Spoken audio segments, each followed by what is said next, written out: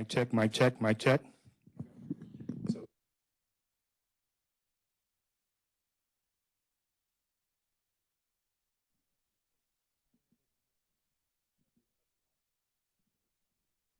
the only way to so this one testing 1 2 1 2 1 2 1 2, which is fine. The podium. Okay. Holder? Yes. Now the one for the audience.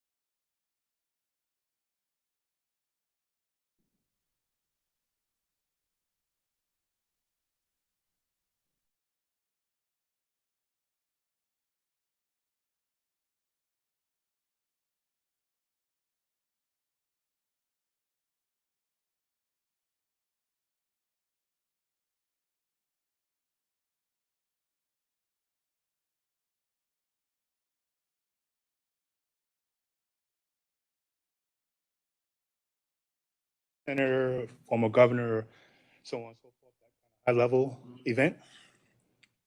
Priority 2 is high profile event that may not involve the president, but has an external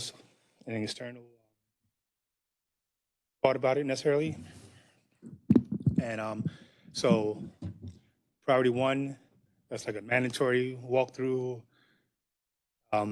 meeting with the organizers in advance. A mandatory walkthrough prior to the event, presentations in advance, so the logistics of it done a few days prior to the main event. Priority 2, today's Wednesday, Monday is fine, or today's Tuesday. Friday, 2 days in advance, day before at least, so that we can test the presentation, make sure it's working, and so on and so forth. Okay. Priority 3, just either on the ground or low-level meetings, groups, and they can bring it with them. That's their presentation.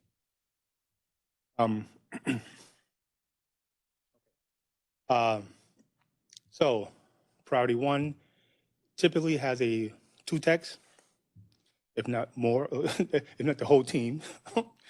2, if not the whole team.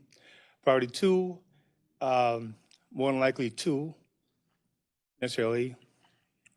Priority 1, just set up or, right, leave, or you may have to request to stay, depending on the circumstances, but that's not a problem.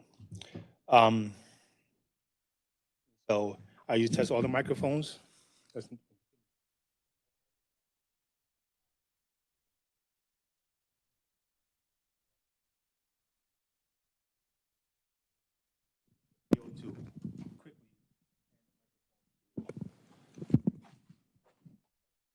Testing, testing.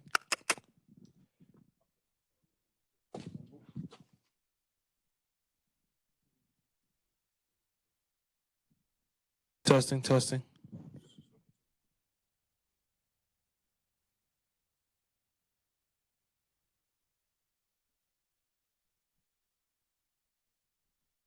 Testing, testing.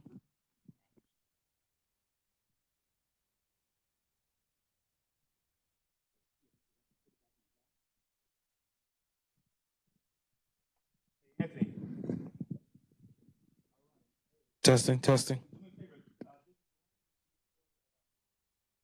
Can you hear us? Can we do a sound check?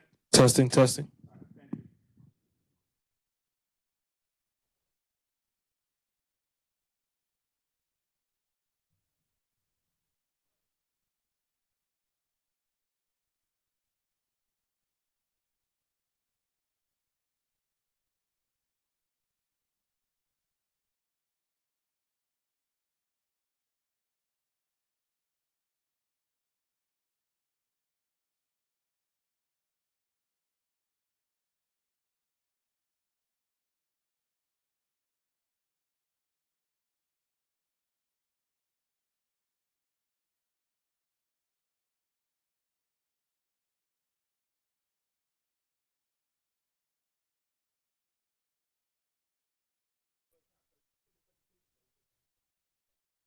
Hey, Anthony.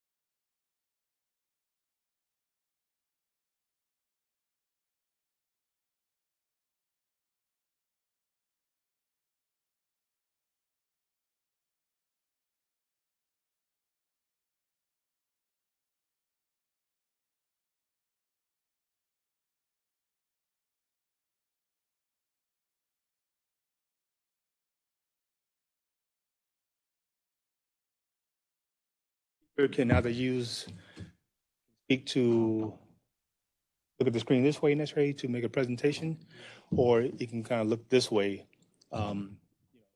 reference. Um, Depending on the case, if it's like a long presentation, have a lot of slides, I will have a laptop here with the presentation from here.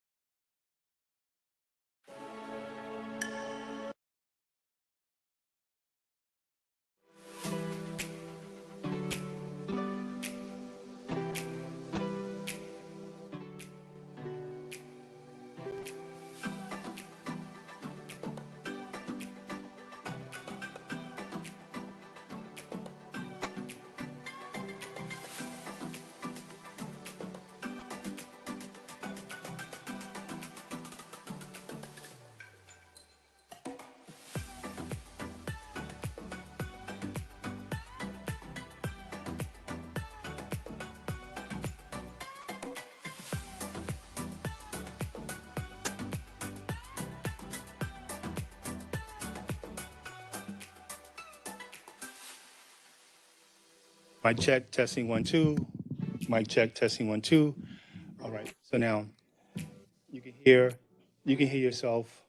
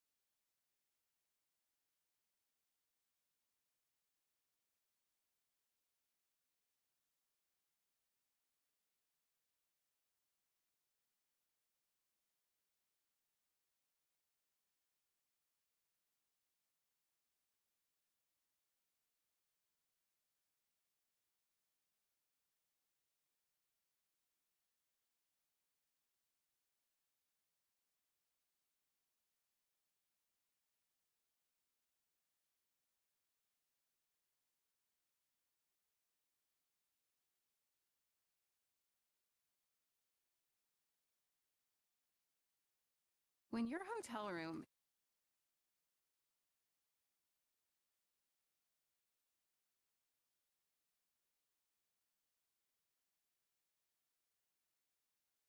If you're thinking about buying or selling a house, did you know that you might not be seeing all the homes that are actually available for sale if all you're using?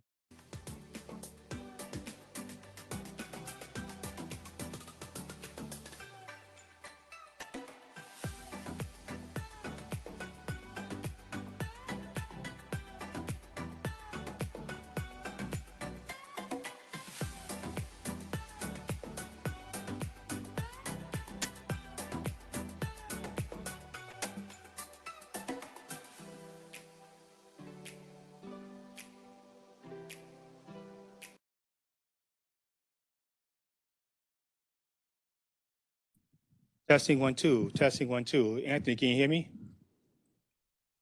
Loud and clear. All right. Thank you.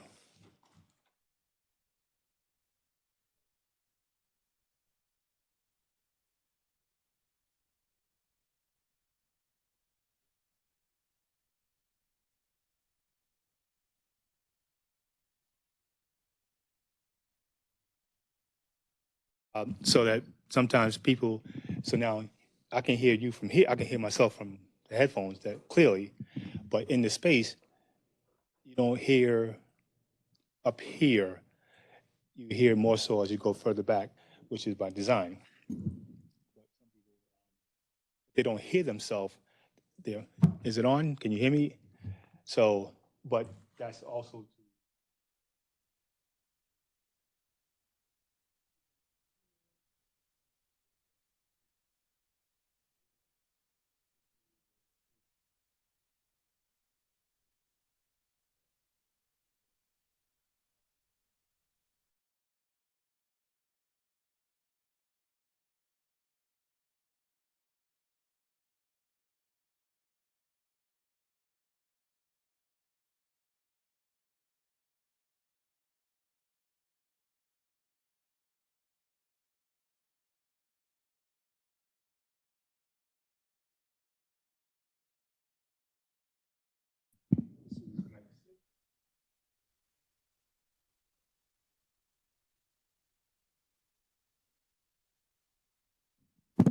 mic check, mic check, mic check.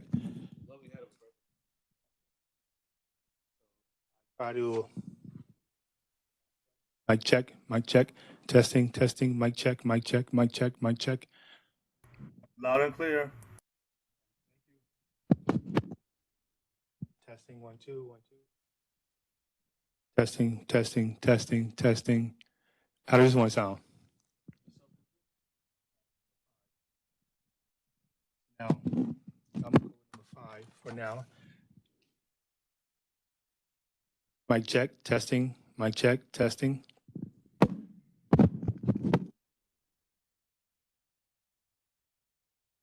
Mic check, testing. Mic check. Mic check, testing. Okay.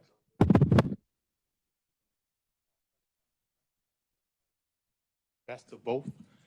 Best virtually and the best in person.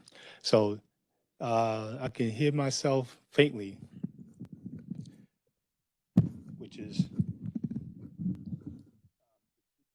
distortion. Because raising the volume here, that you hear yourself here, distorts the foreign users. So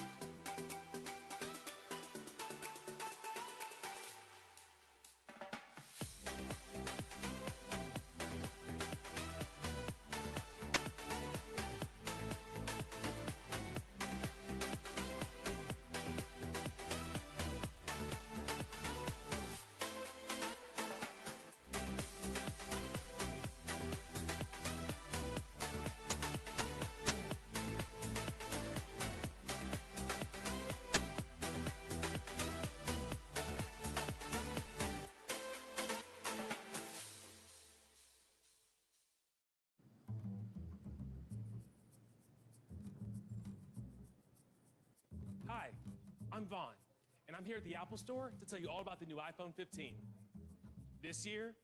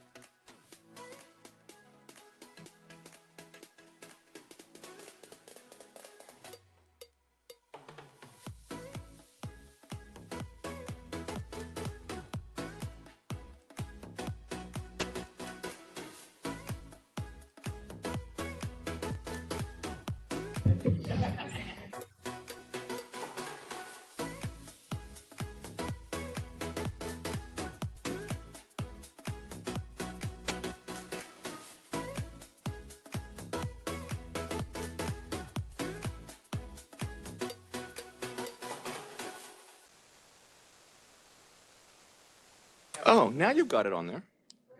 It is on there. Good.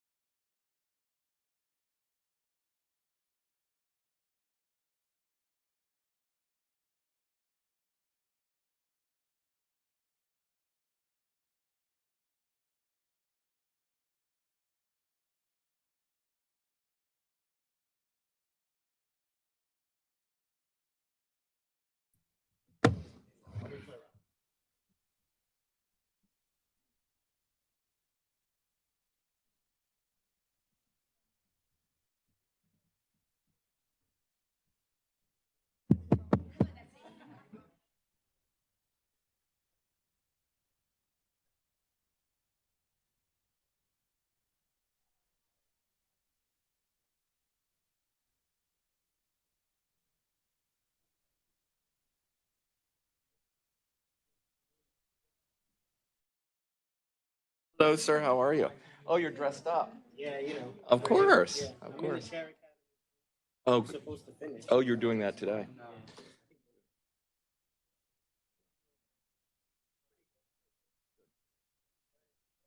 Probably be the presenter.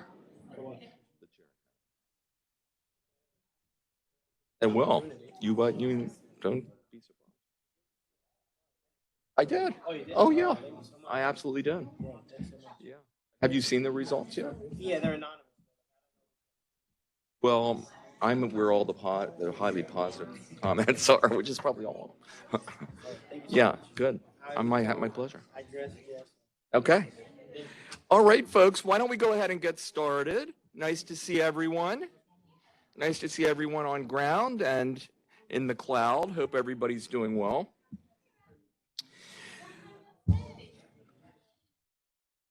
Before we begin, I ask you to join me in a moment of silence for all the victims of war and violence occurring in Israel and Gaza, including families of victims and their loved ones.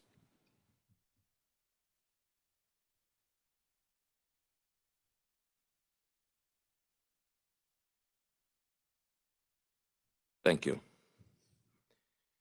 I thank a number of you who've expressed support and appreciation for my recent email to the college community regarding the war in the Middle East and other messages of concern that I've sent to the college community over the years. I want to take this opportunity to just touch upon guiding principles in these messages. So in expressing concern in tragic and devastating situations like this, my goals are always to recognize that the crisis impacts many members of our HCCC community, assure our HCCC family members that we're committed to nonviolence as a value, and most importantly, to offer our resources to any members of our community who need mental health counseling or other sources of support. And I know we have lots of community members who have family and loved ones that are directly affected by this tragic situation. I want to emphasize that I don't engage in political debates in these tragic events, as I don't view that as my role as president. These are highly sensitive issues, and I strive for transparency and the welfare of all victims of violence and oppression. As always, I welcome your feedback. This particular horrible situation has struck a chord, understandably, throughout our nation and beyond, but on college campuses in a way that's not seen like I see this, and I understand the reasons for that. I've gotten a lot of messages that have been positive in terms of my message. I've gotten a few that have been very critical of my not specifically calling out Hamas and calling out the fact that Israel is the victim. And I just want you to understand what my purpose is. And in this case, as is always the case in war and tragedy like this, which tests my belief in humankind, I think anyone whose kids are killed or who is killed or injured, I don't care where they live, what country they belong to, they're victims. And so that's where I'm coming from. I do welcome all of your comments and feedback, and I always take all the comments I get very seriously. So switching to a much more positive topic. As most of you are aware, HCCC trustee Bakari Lee was honored with the M. Dale Ensign Trustee Leadership Award at the recent convening of the Association of Community College Trustees Annual Leadership Congress in Las Vegas. This award is given each year to one trustee in the United States in recognition of their exemplary leadership and service to our nation's community college sector. Just one trustee in the United States. It's the highest award given by ACCT. Trustee Lee was recognized by the nearly 2,000 ACCT attendees at the conference's concluding gala, including Dale Ensign, now 97 years young. We congratulate Bakari and we thank him for his exemplary leadership, and clearly Trustee Lee's success is a significant point of pride for all of us. At College Service Day, we launched our first ever employee annual giving campaign. We heard inspirational remarks of several employee donors and student and alumni scholarship recipients. We also heard from faculty and staff colleagues about areas of the college that can benefit from employee funding support. I want to take this opportunity to thank employees who have to date made a gift or pledge to the campaign, many through payroll deduction. That's the easiest way to give for most. I thank those colleagues whose names are on the screen, so hopefully we can put those names on the screen.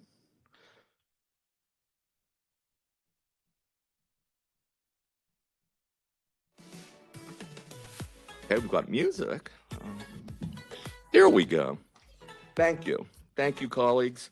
Collectively, these colleagues' contributions to many different areas of the college total nearly $30,000 for the 2023 calendar year. So if we could cut the music. Thank you. We respectfully encourage the rest of our employees to make a gift or pledge to the campaign, and we're asking for that, if possible, by Thanksgiving, which seems like a good goal. Our goal, as we discussed earlier, is 100% participation of full-time employees in addition to participation of part-time staff and adjunct faculty as they are able. And I want to just emphasize, it's not about the amounts, it's about participating at whatever level works for you. Because these are gifts that give twice. First, they obviously benefit students and our mission directly, but they also demonstrate the strong belief of our workforce in the college's mission and outcomes in service to our students and community, and our employees' collective trust in the college's operations and leadership. Employee participation in annual giving throughout the nation is a strong and inspirational message to others in the community whom we ask to support our students through gifts and grants, including major gifts and very large grants that we are increasingly positioned to seek in support of our students. At this point, I'd like to invite Vice President for Advancement and Communications, Nicole Johnson, to speak about this, as well as a recent highly successful student and donor reception and related initiatives in her office. Nicole.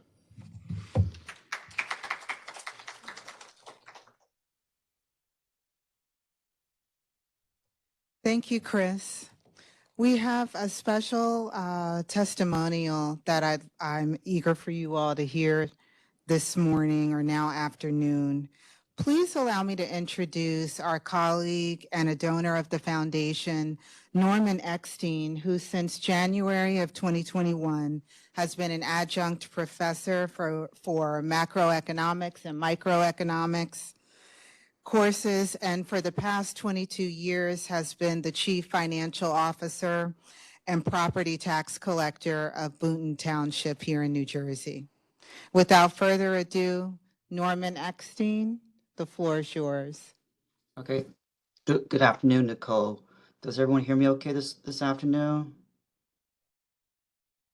Okay, thank you. So, as just mentioned, for the past 3 years, I have served as an adjunct professor for the BCH school. During this short time period, I've been always inspired to invest in the financial well-being for our students. Our students have demonstrated an eagerness to complete their programs, even though they might also be faced with a variety of challenges.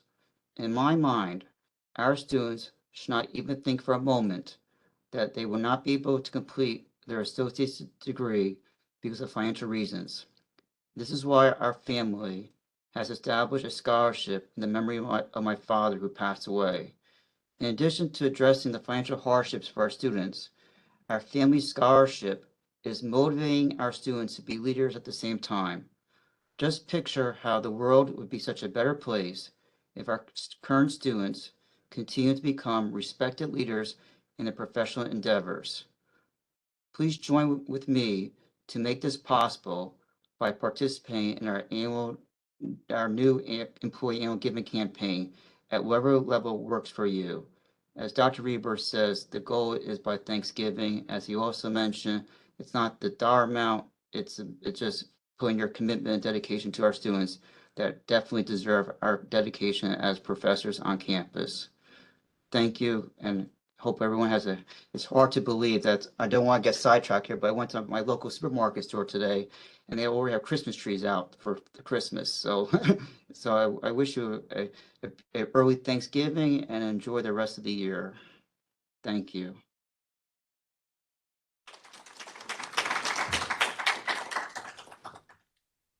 Thank you so much, Norman, for sharing why you support Hudson. And I know that your remarks resonate with many of us here in the room and online. Alex Bonanno is situated to my right. If anyone chooses now to make a gift in support of our employee giving campaign, she's ready to receive it. And your gift can be made through payroll deduction as shared or electronically. And I know that we'll be able to put links in the chat. And of course, anyone can call me directly to make your gift, be it public or anonymous, at any time. Moving on, I'd like to share a couple of advancement and communications updates while I'm here. Beginning with our grants team, which consists of Stein Steinman and Nidea James, who manage a large swath of grant submissions here for the college. And to date, we've received over $4.1 million in grants in 2023 alone. And we're awaiting notification for 10 additional grants totaling $8.7 million. And there are 6 grants totaling $5 million in development as we speak. Our team, led by Jen Christopher, writes and manages most of the award submissions for the college. And these wins are prominently displayed on our website. Thanks to Christopher Fontanez and Jay Singh. I encourage you all to send all visitors, and I hope that you yourselves will take a look at our recognition and badges page. I want to share that we have 19 wins in 2023 alone, and these wins are our wins. Thanks to our core website team, the portal project is progressing as planned, and we are currently in the final stages of designing layouts for the main pages, which include the student homepage, a faculty homepage, and templates for the department and academics page. Next week, we'll be applying the existing website look and feel to the final layouts. And after that, we'll move on to user testing with students to gather feedback and reactions to the new page layouts and portal design. We expect to have this completed before Thanksgiving, after which the team will take all of this feedback and make any necessary adjustments to the layouts before we begin the actual development of the portal.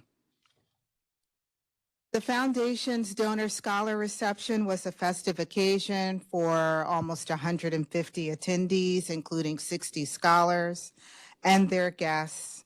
Our donors are growing in number and in sector. Elysian Path Scholarship, the PSE&G Foundation, South Pole Foundation, the Javed Khan Essay Prize, the Richard J. McCormick Scholarship, Ponce Bank, the Johanna Van Gant Scholarship, the Diego Villatoro Scholarship, Eric and Irene Grothing Scholarship, the Pioneer Boys and West Hudson Scholarship, the Joseph V. Doria Scholarship, the Louis Eckstein Scholarship, the Liberty Board of Realtors, Follett Higher Education, CBiz, Board and Perlman, the Silverstein Family Foundation Scholarship, Jones Communication, and an anonymous donor. Net revenue to the foundation is up $450,000 over last year of May 2022, with nearly a dozen new endowments established with supporting documentation. I hope you'll take a look at the Happenings October issue of and take a look at the article about the work of the foundation and its accomplishments over the last 2 years for the long-term benefits of the students we serve. I'd also like to shout out Dr. Andrea Siegel, who on Saturday, October 14th and October 15th participated in, on behalf of the college, the 34th annual JCAST Jersey City Arts and Studio Tours to showcase the HCCC Foundation Art Collection. We opened our doors to this community for the first time, offering a series of 45-minute guided tours of the collection, including a tour of our Hispanic art collection, African American art collection, women's artists and art, including writing. These tours were led by Andrea Siegel. Many of us participated in them. Thank you all for joining her during that time.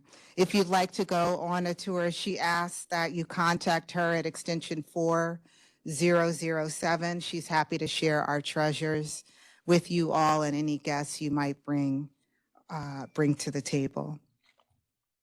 On December 7th, our gala will occur again. This will be our 26th gala, and we're excited to be honoring Andrew Campbell of Eastern Millwork in Jersey City.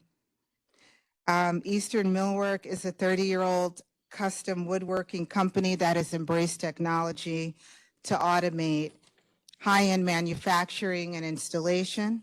EMI operates a newly constructed facility and factory here in Jersey City.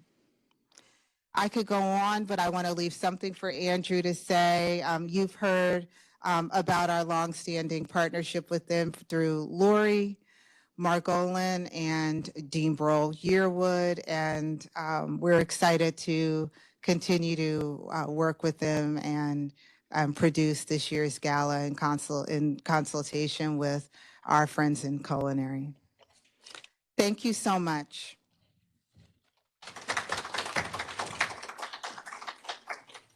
Well, thank you so much, Nicole and team and all involved, Lori Burrell, Ara, everyone in culinary, and Norman, thank you so much. Your generosity and support are inspirational. What a wonderful way to honor your family. And so we're making really great progress in expanding the financial support we can offer to make it possible for more and more students to have life-changing opportunities here. I'm thrilled, absolutely thrilled to share that I received a letter recently from the Accreditation Commission for Education in Nursing following their on-campus reaccreditation visit last spring. ASIN has granted our associate degree in nursing program full 8-year reaccreditation, a notable and exceedingly important accomplishment.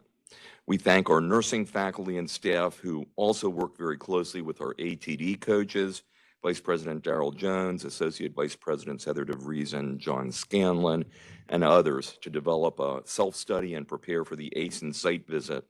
while addressing improvements to return our nursing NCLEX pass rates to their usual very high levels following the decline of these rates during the pandemic, as was seen all across the country. So we want to congratulate Dean of Nursing and Health Professions, Dr. Catherine Sarangelo, Director of Nursing, Dr. Lori Bird, and all of their colleagues, all of the faculty and staff for this enormous accomplishment. I'm happy to say our pass rates have been rising steadily, and we're back on track to reaching and sustaining very high levels of success that have been a hallmark of our program. I think that deserves a round of applause. Truly a moment of celebration. And I hope, is Kathy there? If Kathy's not there, I hope her ears are burning, along with everyone else. Last week, I sent you a follow-up letter from our Achieving the Dream coaches, Dr. Mary Fifield and Dr. Renee Garcia.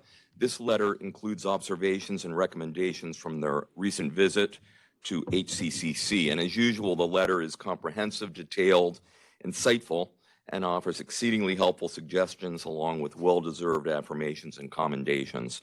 We thank all across the college who were involved in this visit and all who are engaged in our student success initiatives. And of course, we offer special thanks to Dr. Heather DeVries for her phenomenal leadership of our HCCC Dream Team, and to all who are participating in this mission-centric work that really has galvanized our entire college community. So now it's my pleasure to invite Dream Team Chair, Dr. Heather DeVries, to offer an update on the continuing comprehensive work of the ATD Dream Team and implementation teams. Heather. Thank you so much. Good afternoon, everyone.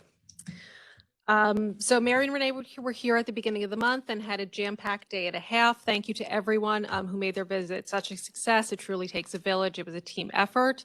They started out their day with a full morning devoted to pre-nursing and nursing, which was especially positive because it came on the heels of learning about the reaffirmation of the accreditation and the NCLEX pass rates.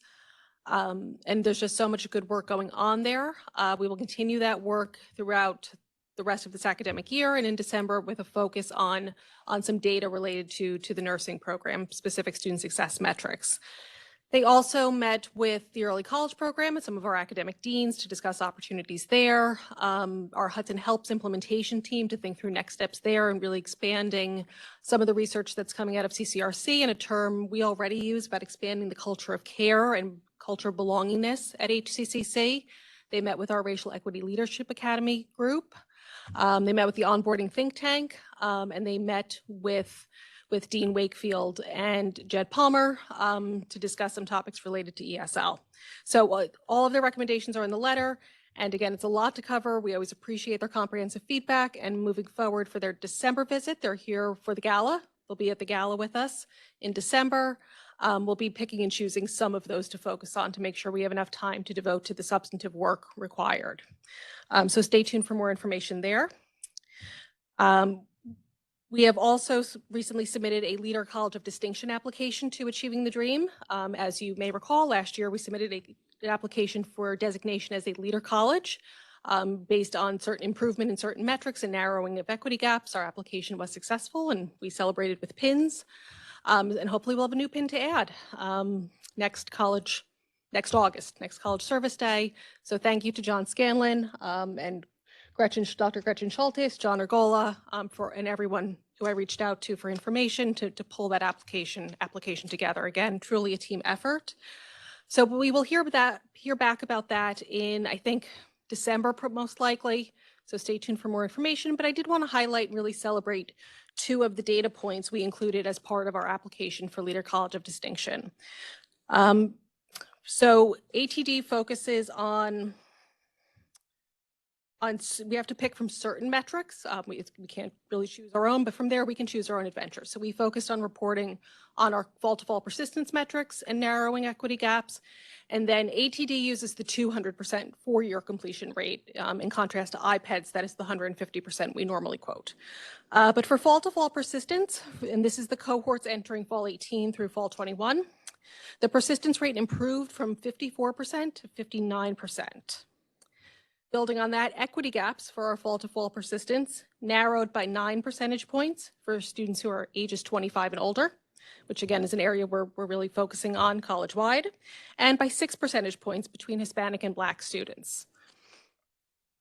In terms of completion, and again, this is 4-year completion, our graduation rate improved from 16% to 23% for those cohorts entering fall 16 through fall 19. And again, for students who were age 25 or older, we saw another equity gap narrow for completion by 6 percentage points. Again, these are not easy numbers to move. For achieving the dream, I believe, again, we're looking at a very broad student population. And again, this is truly the work of the entire college and improvements that we should all take an immense amount of pride in. So thank you, everyone. So fingers crossed, we hear back, I think, in December. Currently, I sent an email to some. I will resend that Achieving the Dream currently has its call out for Dream Scholar nominations for students. Pedro Morenchel was selected in 2021. Students complete a brief application and then submit to me. As the ATD core team lead for HCCC, I need to submit it to ATD, but it's a phenomenal leadership experience for students. They attend and go through all kinds of training. They create an I am from poem. And for those who have attended in the past and heard the I am from poems, you know how powerful they are. So that deadline is around the corner. And then finally, the Dream Team is in the process of working on its next Student Success Action Plan and figuring out what the development of that looks like. John Scanlon, Bernadette So, and I met yesterday to talk through some logistics and some broader frameworks. I am grateful to them for their hearts and minds and willingness to contribute to this planning work. And I think tentatively right now, more details to come, but tentatively I think we're looking at some kind of event to help kind of take stock of what we've done so far and look towards the future, probably early spring semester. So that's all I have. Thank you so much. Thank you so much, Heather. And that movement is highly significant. And we also know there's a lag factor here. We're measuring and reporting on numbers from the last 3 years, and we know the trajectory is continuing to go in a positive direction. So I think we're really going to have more and more to celebrate as we go on, which is really about serving our students and our mission. Heather, your leadership's phenomenal. Thank you. And thanks to all who were involved in the work. Last week, I attended my first meeting as a new member of the Business Higher Education Forum, or BHEF, in the offices of Accenture in Manhattan. This is a unique national alliance of corporate and university executive leaders that seeks to build pathways to help employers anticipate and fill high-demand roles in emerging fields. Chairing BHEF this year is Virginia Tech President Timothy Sands, and next year's chair will be Aleutian President and CEO Laura Ipson, whom we honored at last December's HCCC Gala. CEOs of approximately 50 corporate and higher education organizations are members, and these include Amazon, American Council on Education, Boeing, Columbia University, IBM, S&P Global, Stanley Black & Decker, Google, State Farm Insurance, University of Notre Dame, Georgetown University, Ohio State University, Miami-Dade College, and many others. It's a noteworthy group of leaders, and I'm honored to be the first traditional community college president invited into BHEF membership. I've specifically been invited to advise and help plan the introduction of high-performing community colleges into BHEF membership. Joining me as my guests at this meeting were New Jersey Council of County Colleges President Dr. Aaron Fichtner and New Jersey Business and Industry Association President and CEO Michelle Sikurka. At the meeting, I had an opportunity. This is what I'm really excited to share, and I see John Argola. Is Dr. Schultes here? Is she here?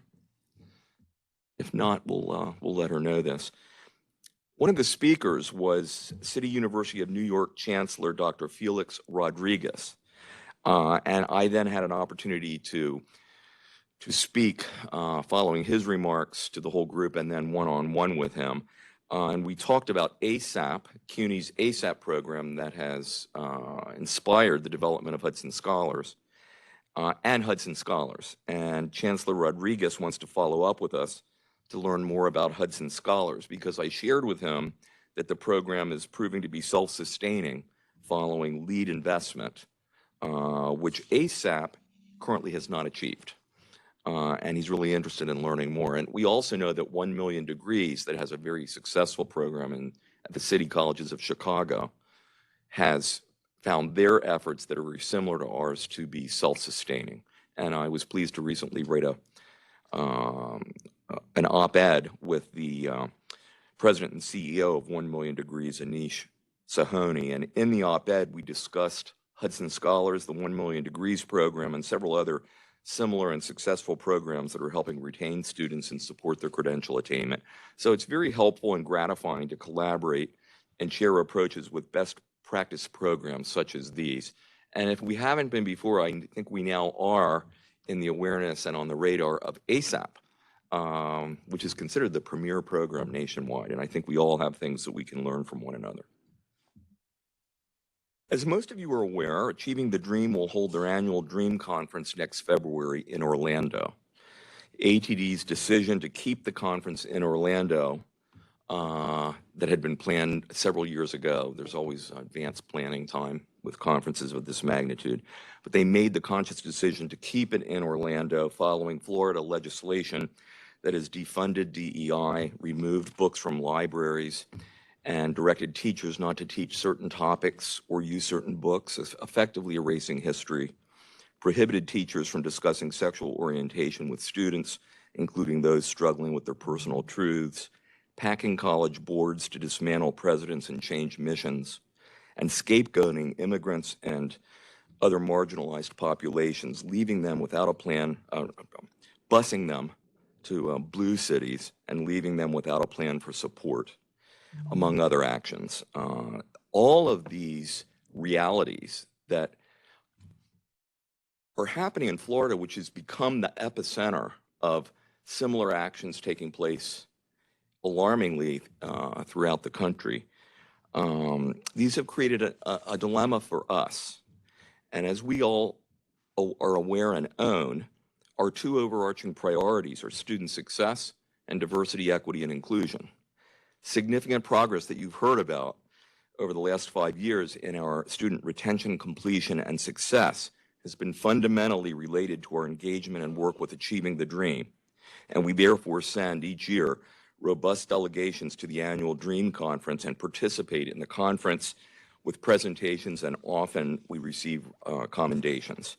But recognizing that ATD is an organization whose very foundation is inclusion and equity, we have concerns about sending a team to Florida and what the decision to hold the conference there says about ATD's values, and concerns about supporting, frankly, Florida travel, tourism, and economic development. One of the ways some states and some communities are trying to register their concern is to not add to the travel, is to diminish travel and tourism so that there's some economic impact felt by those who are making these decisions. But we also as a community, and I'm not speaking for all of us, but I know I'm speaking for a number of us, we have concerns about the safety of our team members in view of violence that has occurred in Florida and the admonition of NAACP, among others, to reconsider plans to travel to Florida for safety reasons. A few weeks ago, we held a well-attended meeting of PAC Day and Dream Team members to discuss how to reconcile these two conflicting issues as they relate to our attending next February's Dream Conference. Most who attended the meeting, and I was so proud of the strong attendance, and of the fact that most had read articles in advance of this discussion on both sides of this issue that Heather DeVries and Juris Pujols shared with members in advance for our discussion. And I found our discussion enormously helpful. And at the end, and we heard all kinds of points of view, but at the end, I think we reached consensus on two outcomes that would help us justify our attendance at Dream in Orlando. First, we agreed that we want to know that specific safety provisions are being made by ATD, the Conference Hotel and Convention Center, and law enforcement personnel to protect our HCCC family members who attend the conference. Second, we want to know whether the Dream Conference program will include specific presentations or discussion around the topics of freedom of speech, affirmative action, and DEI at this time of national polarization. the epicenter of which, as I said, is in the state of Florida where the conference is being held. So I think there's an interesting phenomenon here where we have the nation's leading equity and inclusion organization in post-secondary education holding a conference surrounded by all of this, not just hate, but legislation that is really a direct assault on our missions, on equity, inclusion, diversity, and on those we serve. So if this topic were embraced as part of the conference, and there were an opportunity for us to talk about the conflicting values, and there are definitely there's a strong rationale to go ahead and have the conference in Florida, which Dr. Stout has made. But if that's part of the conference and we can participate in that in a meaningful and productive way, then it would feel justifiable for us to be there. So at our meeting where we had this discussion, I agreed to immediately contact ATD President Karen Stout to seek answers to these two questions. I contacted Karen on the day following the meeting, and at that time she was involved in ATD's Data Summit, which several HCCC staff attended, and then out of the country for several weeks. So over a month passed between my asking these questions and Karen's response, and her recent response is not entirely clear on the second point of conference sessions or keynote speakers addressing these issues. In the meantime, and before I heard from Karen, after discussing this concern in a recent meeting at ACCT, there was a meeting of an organization there called Education for All that I've mentioned here before, presidents across the country who meet sort of undercover to talk about how to navigate these issues in our own communities. We had a meeting on ground that wasn't even on the conference schedule to discuss this there, and I raised this issue that I'm talking about right now. And so I heard from Karen immediately after that. She was not there, but one of her colleagues was there. But in the meantime, Achieving the Dream has issued its call for Dream Conference proposals and call for registration, leaving us in some limbo because we weren't hearing about how we were trying to resolve our attending.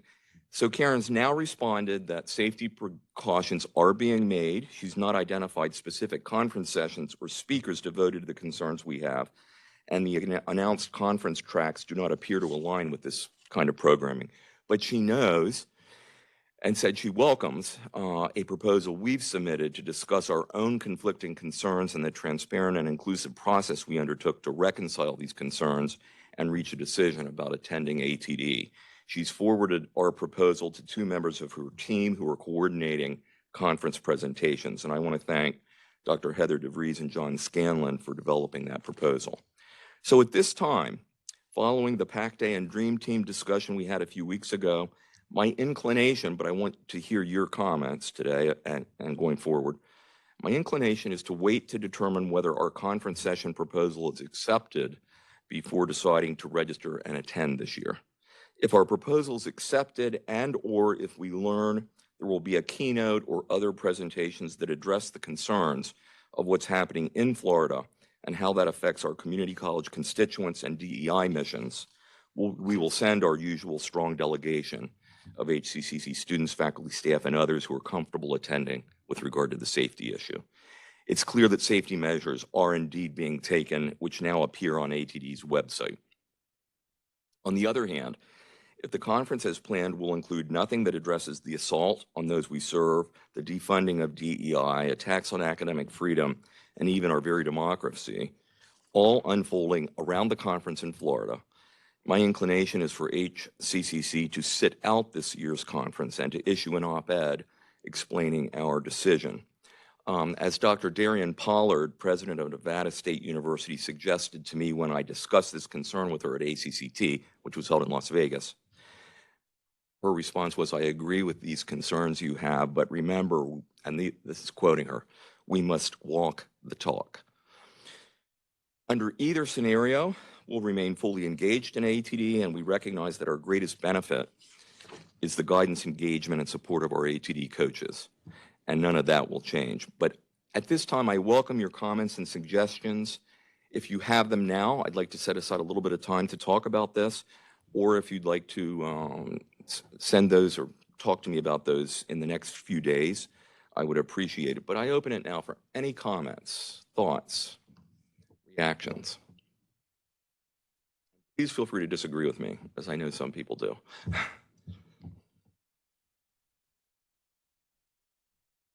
I wait for that brave person to start. Okay, we've got somebody. Jeanne.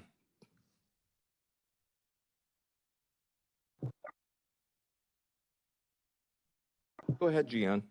Good afternoon, everyone. I was waiting to unmute.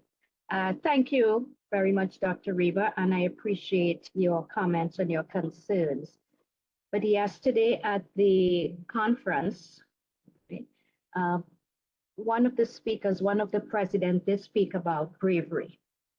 And so I do agree that while there are safety concerns, what we have on the table and we have at stake for our students and the missions on which we have embarked, I think it's important enough for us to really, as you said, to walk the walk. So I, for one, think that HCC really should consider very strongly attending the conference. My other question is, what if HCC as an institution collectively decided not to attend the conference? Would individuals still be able to attend the conference? Thank you, Jeanne. Other comments? Hi, Dr. River. This is Muhammad Imam online. Hi, Mohammed. I always believe in participation because the communication channel is kept open when we communicate. So if not being physically there, we can arrange to attend virtually, but we should try our level best. And I am actually, as you know, against any type of barrier towards the faculty. But we need to have a channel of communication always open. Thank you. Thank you. And let me just note, the conference is not, no part of it is offered virtually. So you have to attend on the ground. Well, others?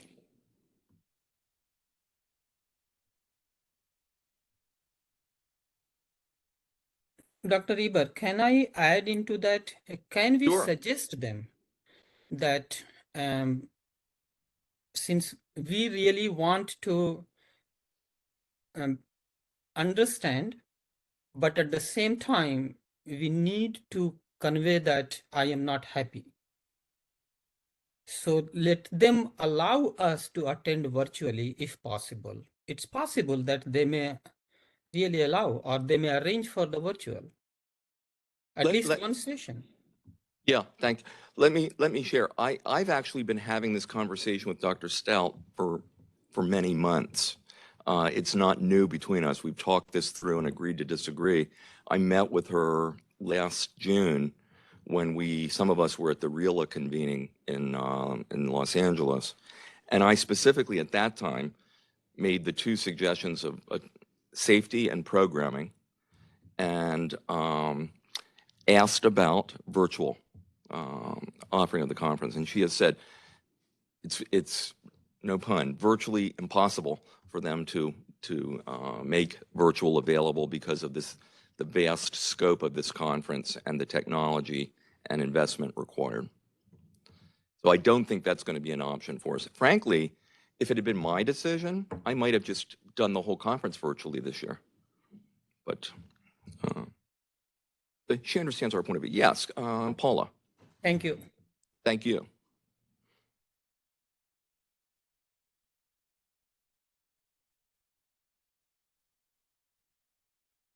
No, they won't hear you, so let's make sure we get that.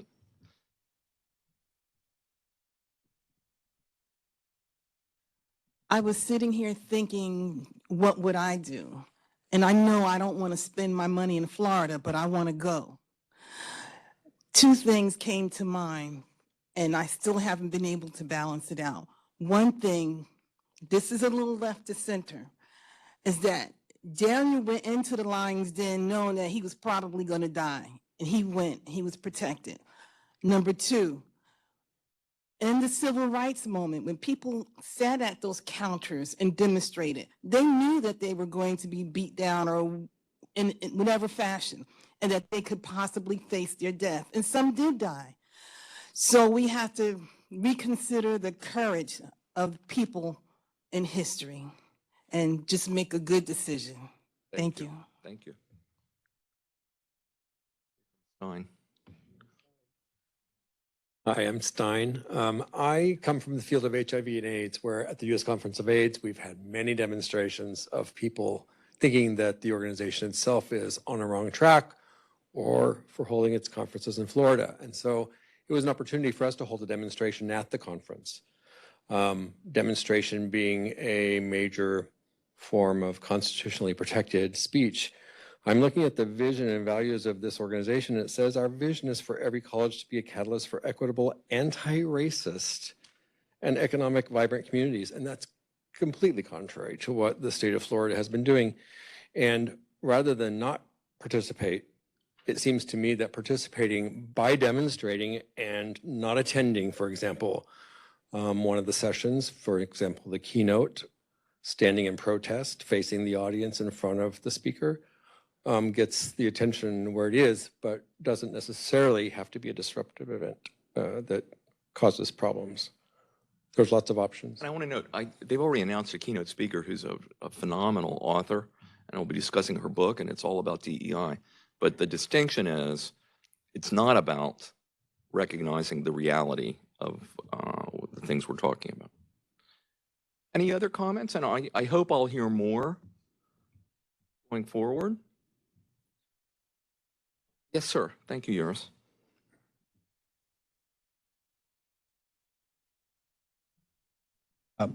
Yesterday, we attended a really great session for RILA, and we heard from two presidents, and they were talking about some of the themes. Try to speak into the mic if you would. Some of the themes that were mentioned were what we're discussing here now. And something that one of the former presidents said is like, you need to lead with, whenever you make decisions, you have to not just give in to, was it comfort and tradition? I believe those were the two words that she mentioned. So I think that there are two angles that we're looking at here, like, walking the walk. There are two ways of doing this. One is like, we are threatened and we're still showing up. Or two, the comfort might just be with the expectation to show up, right? And probably the least popular thing would be not to show up generally, I think. But, you just wanted to put that out there. Thank you. Thank you. Okay, well, I thank you all for your input, all of which we will take to heart as events unfold around these issues in our decision. I will share with you that I'm cautiously optimistic they're going to accept our proposal. But I don't have any inside track on that. But really interesting, just before I left the office, a publication that comes out, I think, weekly called Stout on Tap came out. Karen does I think it's weekly, at least a periodic publication. And most of this letter is about this.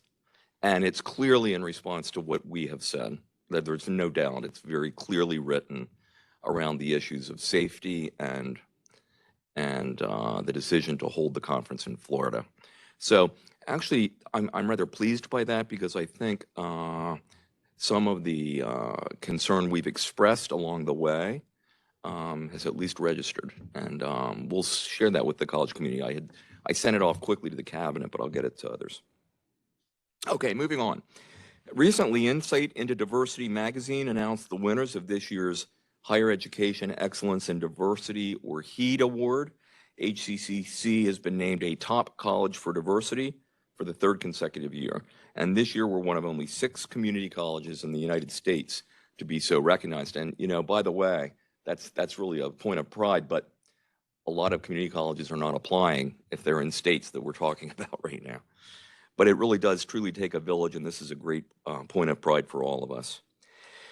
And beginning late this week, a team of 21 HCCC faculty, staff, students, and friends will attend the National Conference of the Hispanic Association of Colleges and Universities, or HACU, in Chicago. Attending will be Deliana Acosta, Joseph Caniglia, Sharon Daughtry, Matt Fessler, Diana Galvez, Floyd Jeter, Wendy Martinez, Daniel Menendez, Tejal Parikh, Juris Pujols, Allison Wakefield, Irma Williams, yours truly, and students Luis Reyes Alberto, Jalen Bermudez, Alyssa Carrillo, Ashley Flores, Roberto Gomez, Duvrabka Kos, Paula Mayorga, and Abigail Zambrano.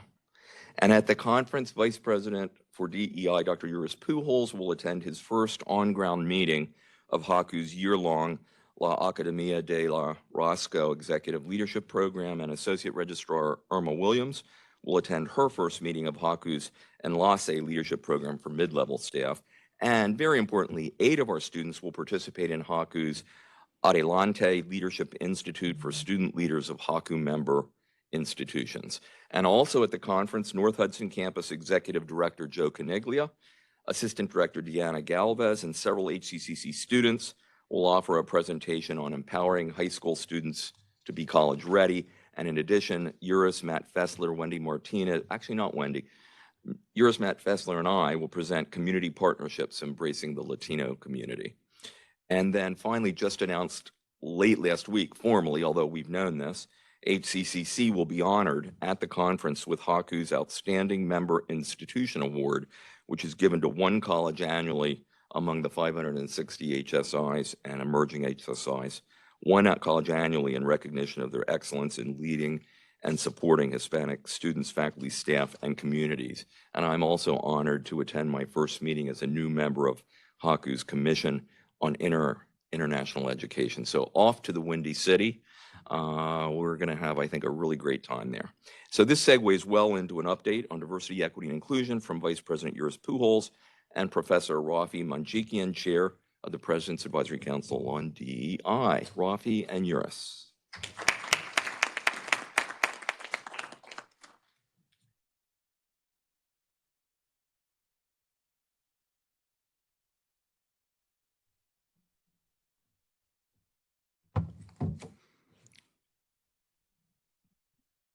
Thank you, Chris. I'll move the water to the side to make sure I don't keep on sipping on it. But I talk first, and then I'll pass it on to Rafi so he could talk about PAC Day and some of their initiatives within the subcommittees. First off, I want to recognize one of our partner organizations, Sarah's Daughters Domestic Violence Awareness Foundation. On Friday, October 13th, they held their 12th annual gala. This was a celebration recognizing the victors and the survivors of that were able to overcome violence and the trauma of domestic violence. It was a great evening when the community came together. You had religious leaders, community leaders, political leaders, all of them in attendance supporting the effort. I want to recognize those from the college who attended, Professor Rafi Manjikian, Anna Kopitsky, Catherine Morales, Kadira Johnson, and Ariana Calle for being there and participating.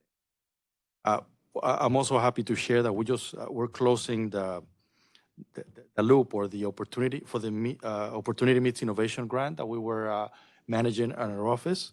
This program, or this grant, led the development and ultimately the long-term sustainability for the DEI employee training, the DEI student passport program, Title IX and gender equity training, and the annual DEI summer retreat.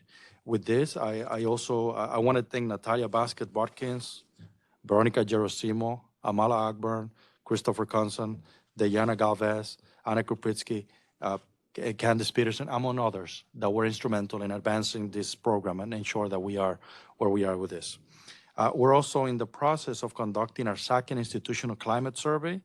We will once again use Insight into Diversity Viewfinder, and they will provide 2 different instruments, one for students and one for faculty and staff and trustees to, thank you, Willie, to make sure that everyone gets an opportunity to do that. Right now, the goal is to launch this survey in November 1st of this year, and more information will be provided.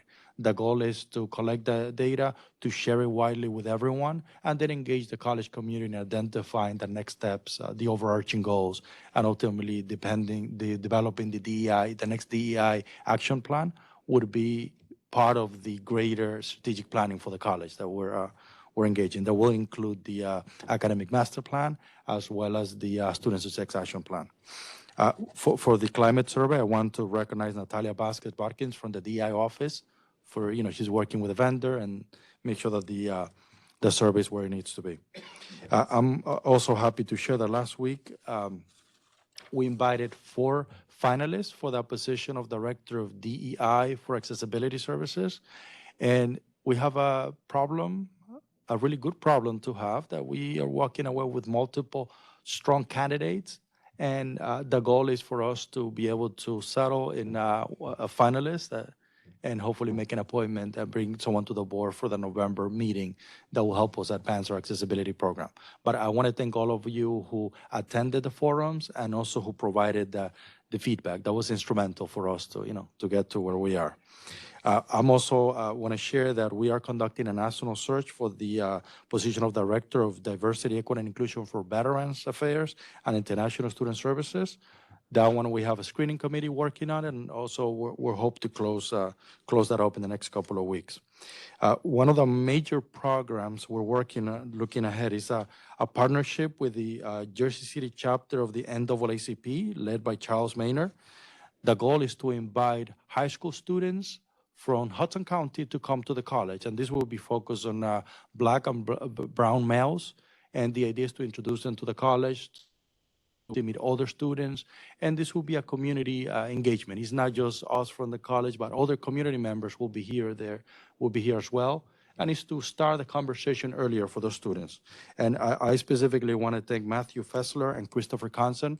They've been with me since the beginning as we're planning this program, and also Veronica Gerasimo, who's kind of came on board more recently. But we're really looking forward to that program, and I think it's going to be really excellent.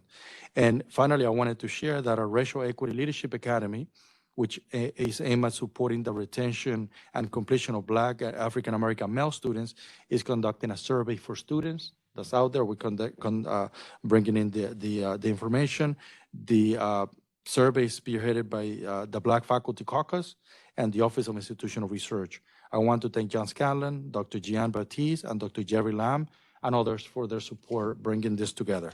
Now, this program of RELA also includes focus groups, data mining, and the review of external best practices to make sure that we're able to do the best we can for these students. And that's probably more than you wanted, and now I'm happy to pass it on to my friend Rafi Menjikian. Thank you.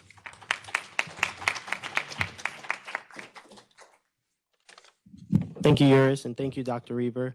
We're still in the process of looking for a co-chair. I know I was introduced as the chair right now, but I really would appreciate a co-chair soon. So we're looking and doing our best to get a co-chair, hopefully to start with me soon and work together. As Yuris mentioned, the climate survey will be sent in November, and that will be used to work with Dr. DeFries to make the action plan. Our first correspondence will be by the deadline she gave us on the 27th on Friday to answer a couple questions about it. So we will meet the deadline and then survey all of you in November, and hopefully those responses will be used for the new upcoming action plan. We had a couple events on Sunday, actually a lot of community service events. One of them specifically was the Out of Darkness Walk on suicide prevention, led by the JED team as well as PTK. I was walked in that along with many other people and students, so it was a good walk at Hoboken on the waterfront, 2.4 miles, Steps for Wellness. You guys are wondering why, so start walking and then you can get up there on the leaderboard. Tomorrow, there's a Women's Rising event that Hudson Helps Resource Center, as well as myself, is attending in Jersey City at 6 p.m. This morning, there was a Holocaust and Armenian Genocide meeting that I was unable to attend due to a conference that I was virtually attending. And the Women in STEM will be in March. We're going to have multiple events, but I've already got the speaker in mind. It's a chemist from St. Peter's. Her name is Dr. Yostra Abadi. It will be March 12th at 12 in the STEM building. So it'll be a really good event for that. Retreat planning will soon begin. As Yuris mentioned, we always have good problems. So the retreats have been really good the past 2 years. And I guess it's a really good problem to have, because how do you top Al Sharpton and Dr. Jelani Cobb? I don't know how you do that, but we will do our best to do that. And that will soon be meeting. I'll get the retreat planning team together, and we'll soon be discussing what to do. And the subcommittee report. So subcommittee 1, led by Veronica and Anita, they have been focusing on the food diversity on campus. So over 362 people filled out that food diversity survey. Now they're in the process of analyzing the results and working with Flick to come up with all different food options for everyone in the community to have during these meetings. Hopefully you've been seeing more variety at all the meetings, but work in progress. So we'll be doing that. In addition, they've been working on the infrastructure of PAC Day as well as membership and where we're going to go as a council. So they're working on that. Subcommittee 2, chaired by Chris Conzen and Mirta, are working on HR initiatives. We have a new, application platform to apply for jobs. And we're also looking for DEI champions to be on the subcommittee. So if you've completed the DEI training, either the eCornell program or whatever Richard Walker is currently doing, hopefully you can let Dr. Kapitsky know. Oh, sorry, soon to be Dr. Kapitsky know. And then, Anna, yeah. And then, she can be aware of who has completed the training. Subcommittee 3, chaired by Kathy Smith-Wenning and Tejal. As you know, they've completed the ALICE training in person, so they're working on creating an article for the happenings regarding the ALICE training, as well as having that training at the North Hudson campus, requested by soon-to-be Dr. Joe Caniglia as well. And Subcommittee 4, newly chaired by Cade Thurman and Richard Walker, also guided by Alana Winslow, are working on having a DEI summit with the faculty at each school to showcase different DEI practices in the classroom. So that is all from me. I just wanted to also thank my dean and Dr. Reber for allowing me to attend the Virtual Chair Academy this week. I'm learning a lot about leadership and myself, so I appreciate them, giving me that opportunity to do that. Thank you so much. Wow, there's so much to be proud of. What a great report. Thank you so much. Recently, we learned that HCCC is one of 6 New Jersey community colleges selected by the Tepper Foundation to participate in the 2-year grant-funded Community to Opportunity project. The project seeks to enhance cultures of care at 6 selected New Jersey community colleges. Joining us in this work are colleagues from Ocean County College, Essex County College, Camden County College, Sussex County Community College, and Rowan College at Burlington County. Recently, our HCCC team of Vice President Lisa Doherty, Hudson Helps Resource Center Director Catherine Morales, Director of Institutional Research John Argola, Associate Director of Financial Aid Sheila Atuakrim, Instructor of Chemistry Rafi Manjikian, and student Natasha Freeman joined me in a half-day kickoff meeting of the project at Essex County College. And also led by Catherine Morales, HCCC is partnering in Generation Hope's National Family U project, focusing on continuous improvement in supporting student parents. In late September, Kat and our Family U team traveled to Jackson, Mississippi for the first in-person convening of this 2-year capacity building experience designed to develop and refine institutional competencies to improve the academic achievement of student parents. And in addition to Catherine, our HCCC Family U team includes Vice President Doherty, Dean of Students Dr. David Clark, Dean of Humanities and Social Sciences Dr. Allison Wakefield, Assistant Director of Institutional Research Aisha Edwards, and Associate Director of Financial Aid Christine Peterson. Kat's unable to be here today, but I'm pleased to invite Lisa Doherty to discuss both of these projects and maybe, if you want to, jobs for the future. Thank you. All right. Thank you, everyone. Happy Tuesday. So as Chris mentioned, we were one of 6 colleges awarded the Tepper Foundation community. I have a problem with distance, but not reading. So now I'm reading, so I can take my glasses off.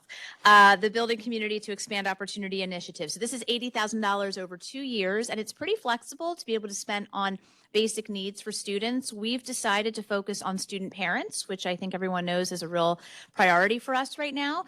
So this will take the form of childcare vouchers, other sort of basic needs, financial stipends for students that participate in the program. So more to come on that. The student that attended, Natasha, is a student parent, and so we want to make sure that our students who participate are also rewarded, that the goal is to involve them and also have them benefit from some of this, the financial award. Family U is really exciting. This is a 2-year commitment. Chris mentioned who the team is, and I'm really proud to say that before we committed, we had to identify 6 people, and they have to attend all of these in-person convenings over 2 years, which is a huge commitment just to coordinate that many people. And it was mandatory. So we went to Jackson, Mississippi, which I think everyone agreed exceeded our expectations. Besides the Uber drivers, don't take an Uber in Mississippi. More on that. If see Allison or me or one of the participants for more information. But we had a great few days with them. We were the only college to have 100% attendance. So I think that just shows our commitment to this work and the great commitment of the team that we put together. So we spent a few days in Jackson, Mississippi. It was really excellent. The program is divided into 4 sort of themes or capacities: data, policy, people, and culture. Before we started, we took a capacity test similar to ATD, and we had to score ourselves on all of these areas. And then over the 2 years, we focus on these 4 areas, and then we'll take a post test to see how we have improved. And so this convening was about data, and it was all about how do you figure out who these students are, which is part of the challenge. We all want to help them, and we can put lots of programs into place, but we really don't know who they are. So in the coming weeks and months, you will see more about how we will be collecting that student data. Unlike some student data, this is fluid, right? You could be a parent, you could be not be a parent one semester and then you're a parent the next semester. You might not be a biological child. It might be a guardianship. It might be caring for a family member. So more to come on that, but we're all about the data right now. And the group is meeting on Tuesday for our next steps. At an upcoming town hall, our goal was that all 6 of us would present on a different facet of this. So next month, you can expect to see our full team because we really want to make sure that the visibility is there for all the people participating. And then we'll have a larger group because so many people wanted to be a part of this before we learned we could only have 6. So we will be convening that larger group for next steps. Next year, we also will have a student fellow, a student parent fellow, who will be compensated for their work with us in Family U. And then next summer, we will apply for the C Campus grant, which is a huge grant to help with childcare needs. It could include partnering with area childcare centers. It may even include a childcare center on one of our campuses, but we wanted to really get the experience and the expertise from Family U to figure out how we could best utilize that grant. This week, John Scanlon and Lori Margolin and I, tomorrow, are leaving for another wonderful place, which is Kansas City, Missouri. And I'm hoping to see Taylor Swift and Travis Kelce, so I'm excited about it. And that is for the JFF ATD Some College, No Degree initiative, which is all about how we're supporting our returning students, stopout students, and adult learners in their pursuit of education. And we are taking a 2-pronged approach to this. There's a little bit of funding associated with this, but we're also applying for the OSHI grant, which is about $150,000, which is a little bit more funding. So we're going to take sort of a Hudson Scholars-ish approach to these adult learners that have returned to us and try to figure out how that will look once we really operationalize that in the 24-25 academic year. So how do we take those approaches, the 4 pillars, and apply them to adult learners, which is going to be different in some ways than all learners. And then the other side of it is the prior learning assessment. And how do we make sure that adult learners, and all learners for that matter, get credit for things they've done in their past, whether it's those objective prior learning things like AP tests, CLEP tests, and so forth, or the subjective, which is more about your work experience, life experience. We're familiar with the portfolio, but how can we sort of make that a little bit more standard and really market it so that students know it's available and that can accelerate their speed to a degree. So lots of big initiatives, and I can't be on the mic and not mention registration for the spring and winter opens up on Tuesday, October 31st, Halloween, for our priority registration groups, which is Hudson Scholars, Honors, EOF, student parents, veterans. I think that's it. And then our regular registration for all students opens up November 1st. The enrollment guide will be out in the next 24 to 48 hours. So please share that with students. And we're excited to get our registration underway for the winter and spring. So thank you and have a great week. I'll let you know if I see Taylor Swift.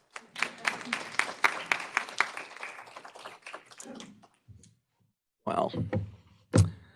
Yeah, this is really high-performing institution. I hope all of you take pride in that. You know, everything that we hear about with regard to best practice institutions are happening here, using data to inform practice, focusing on the needs of students and being student-centered, applying for grant opportunities, trying to emulate best practice programs. It's all happening here, commitment to DEI. Okay, so we're coming to a conclusion shortly. Recently, our HCCC Latino Advisory Council held the college's second annual Education and Community Resource Fair at the North Hudson campus. This community-wide event included presentations and information about enrollment, financial aid, our college's programs, and it included representatives of social and government service agencies and Latin American consulates. We thank the Latino Advisory Council, our consultant, Wendy Martinez, Dr. Pujols, Matt Fessler, Joseph Caniglia, Diana Galvez, and many others for their leadership and support of this successful community-wide event. And many other programs and initiatives are underway at the North Hudson campus in Union City, including completion of the new North Hudson Courtyard Cafe. I think that's the official title, which will open soon. So I'm pleased next to invite North Hudson Campus Executive Director Joseph Caniglia to offer an update on North Hudson campus happenings. Joe.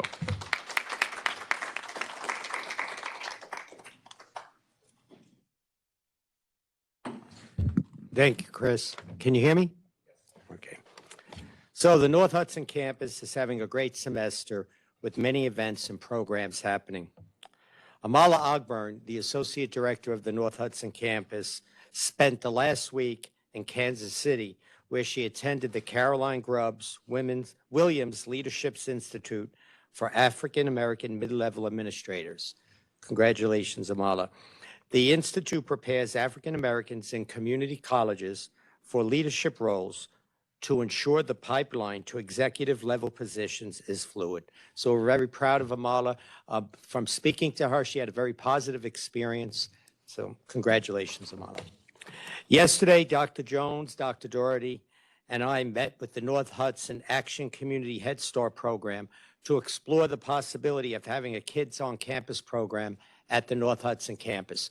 We are at the beginning stages of discussions, so as we obtain more information, I will share that information with you.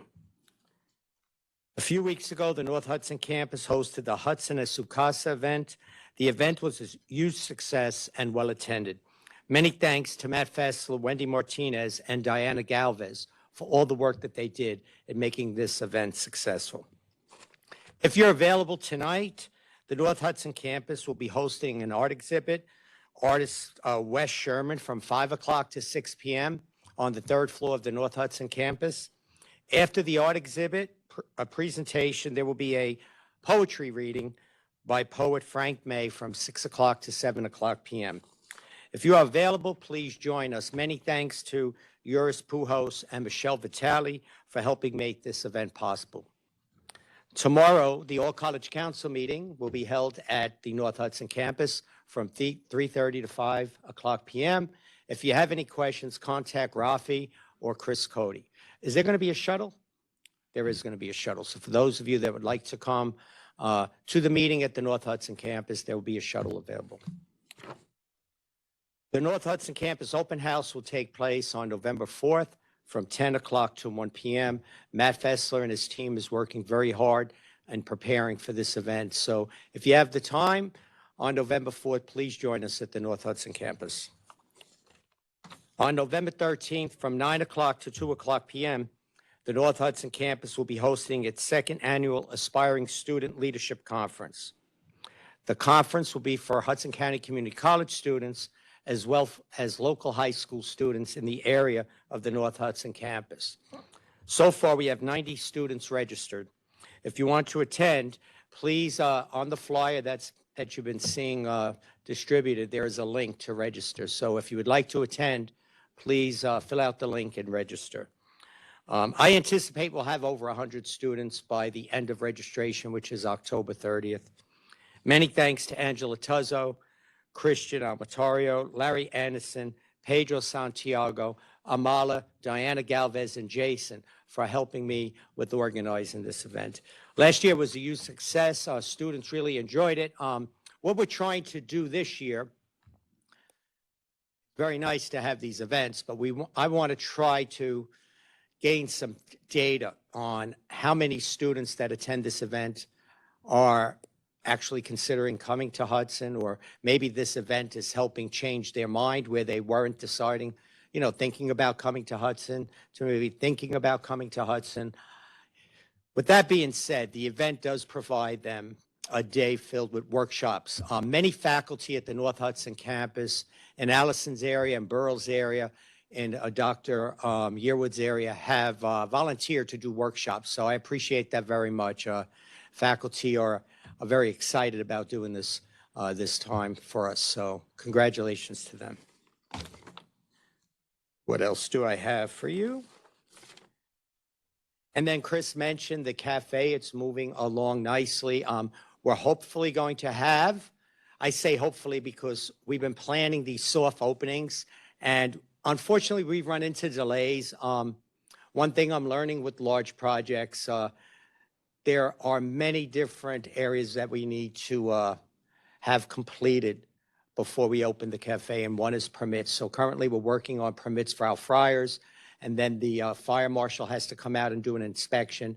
But we have a date set for November 20th. I will be in touch, and Lori Margolin also will be in touch as we move closer to that date. But the name, North Hudson Courtyard Cafe, it's been a while in planning, and I want to thank everyone, faculty, staff, students who sent their suggestions to us. We looked at all the suggestions, and it was a difficult decision. It's not easy because we wanted to try to come up with a name that encompasses the entire campus. And I think North Hudson Courtyard Cafe will do that. We have a courtyard right outside by the cafe. So we're real excited about this project, and we can't wait for the opening. That's all I have for you. If anyone has any questions, thank you very much. Thanks so much, Joe. And Heather, I'm just thinking, when Middle States comes for our next reaccreditation visit, do you think we have enough evidence of using data to inform practice? At last week's meeting of the Board of Trustees, Dr. Heather DeVries and Lori Margolin offered an outstanding presentation on the growing work and outcomes of the HCCC Incarcerated and Reentry Training Task Force. And also speaking at the board meeting was reentry citizen and HCCC student Eason Walker. So it's now my pleasure to invite Heather and Lori to update us on this growing body of work.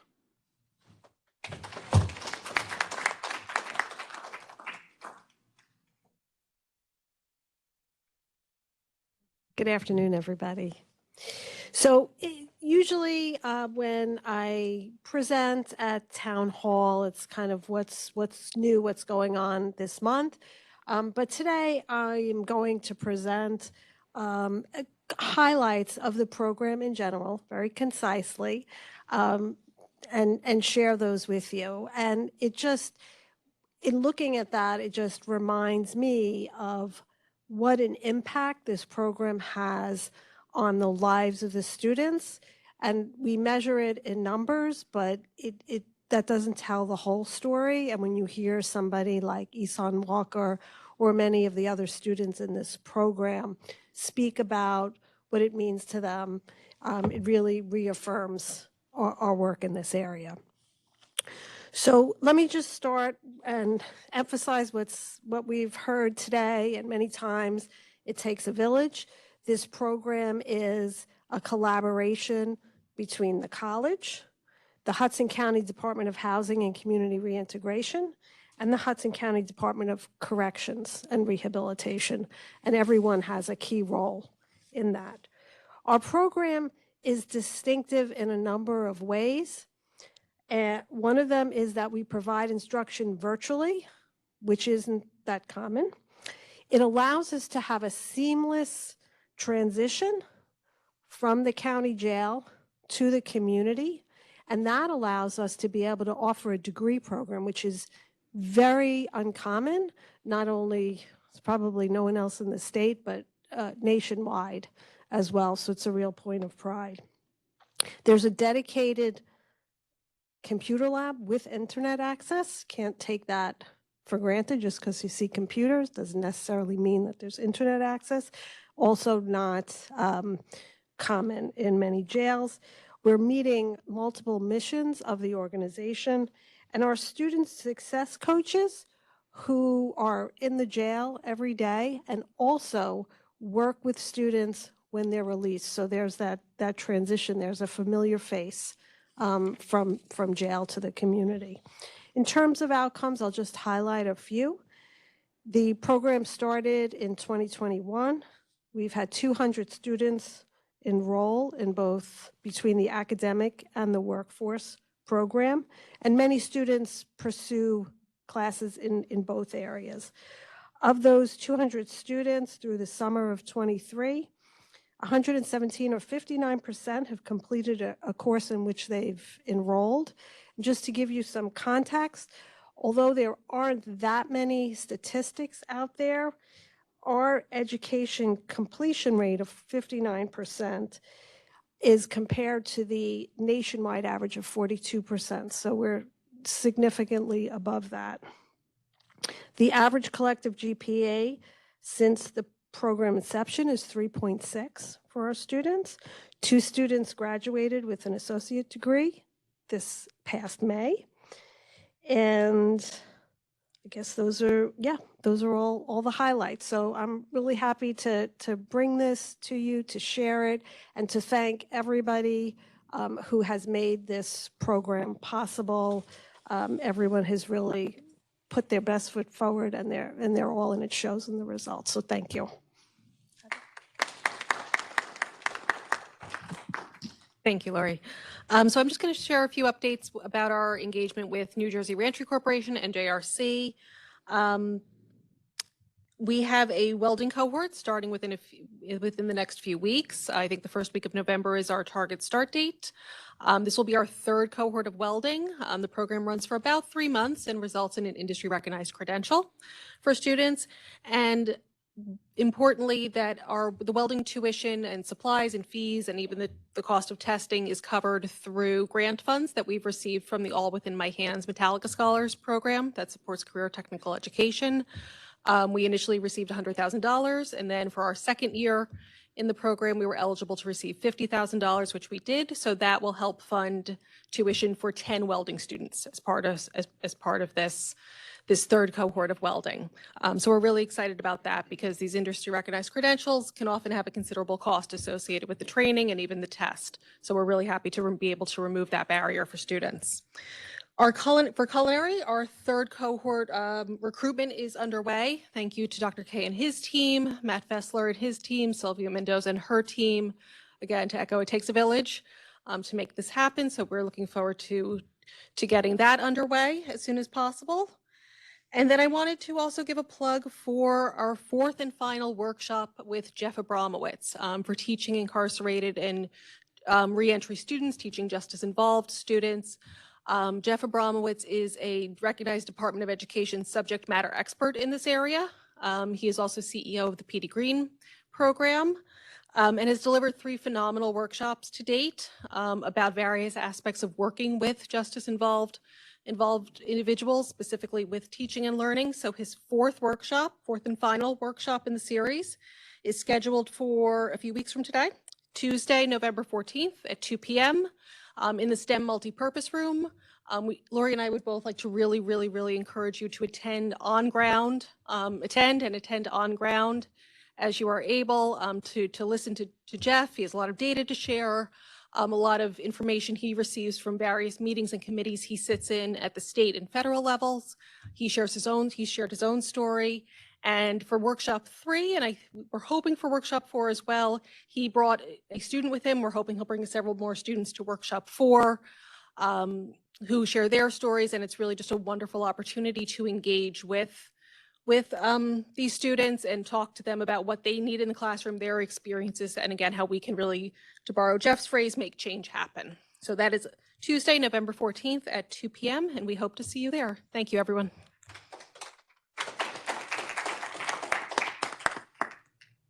Thank you so much, Heather and Lori. It's really wonderful watching the impact of this program. These programs continue to grow and touch people.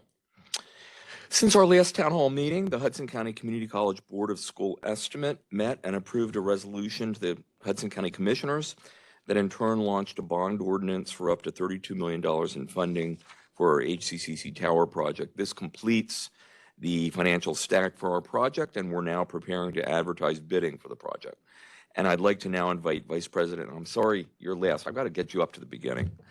Vice President for External Affairs and Senior Counsel of the President, Dr. Nicholas Chevrolotti, to offer an update on the Tower wayfinding project, transportation, and parking.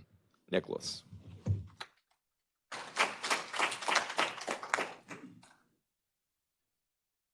Just for the record, the reason Chris always puts me last is he has no confidence I'll show up on time. Just a couple of quick updates. As Chris mentioned, the financial stack has been completed. We are now back on track with the Tower project. We will be out to bid shortly. We will hopefully award the bid at the February or March Board of Trustees meeting, which would then put us on track to complete the project in the summer of 2026 with a move-in date of September 2026. It's a tight time frame, but we think it's very doable, and as long as we don't hit any more speed bumps. But the team is pretty confident that we'll be able to stay on track. In that regard, there have been a couple of meetings, task force meetings, other meetings where I've talked about our leases, 162, 168 SIP, and 70 SIP Avenue. This is not to raise any alarms. I just want to, I've said it, so I want to say it to the entire campus. Those leases are good until April of 2015. Obviously, we're not moving into the tower until September 2026. We've already begun discussions with the city of Jersey City, and Mayor Fulop has been wonderfully supportive of extending those for as long as they need to be. So if there are any news stories out there about developers purchasing the sites and all, that should not impact us, but we are monitoring, but we don't expect that to impact our operations at all based upon the commitment we have from the city of Jersey City and Jersey City Redevelopment Authority. On the wayfinding project, contracts have been awarded. They've ordered all their equipment. Phase 1 is the culinary building, as well as the culinary park. Those projects will begin in the early part of 2024. We've delayed them to make sure that we don't impact with the decorations of culinary park as well as the foundation gala. On the parking front, 119 Newkirk, contracts have been awarded. The building is now closed. They're supposed to be capping utilities this week and next week. Demolition should begin and should be completed in November. By the time we come back from the holidays in January, we should have blacktop there. This leads us to the stacking conversation. As you know, the Board of Trustees and the administration are fully supportive of installing triple stackers, which would expand that lot to about 108 spot capacity. Jeff Roberson and his team have an RFP, a request for proposals out, and we're actively trying to recruit 3 proposals in that area. Somewhat unique operation in New Jersey, not done by a lot of folks, but that is something that we hope to get awarded, if at all possible, at the November meeting, because there will be some lead time in ordering those stackers. And that lead time changes. Honestly, they seem to change on every hour. Some days it's 12 weeks, some days it's 24 weeks. I'm not going to throw out a date, but we are moving towards the triple stackers. And then finally, and most excitingly, on transportation, President Reber has created a transportation task force, which Anna and John Scanlon have been appointed, volunteered, forced to take over as co-chairs. So going forward, they'll be talking about transportation issues on campus. There's already been one meeting. I would say that the idea behind the transportation task force is that we have global transportation issues, much more holistic approach. It's not exclusively parking. And it will also then create another forum to discuss any concerns, et cetera. So with that, I'll turn it back over to Chris. Thank you so much, Nicholas, for navigating every step of this complicated puzzle. And this task force is broadly representative of the college community. So I know we have union representation, student representation, et cetera. And really their task is going to be to keep us all informed about changing and hopefully new opportunities in the area of mass transit and transportation, as well as parking and other issues, and to help us communicate everything we know, and also continue to look at how we can support these needs campus-wide. And so I anticipate you'll hear from this task force at future town hall meetings and beyond. So we do thank Anna and John for stepping up. I think it's called voluntold. So we now open the meeting to questions, comments, and topics of celebration. Sorry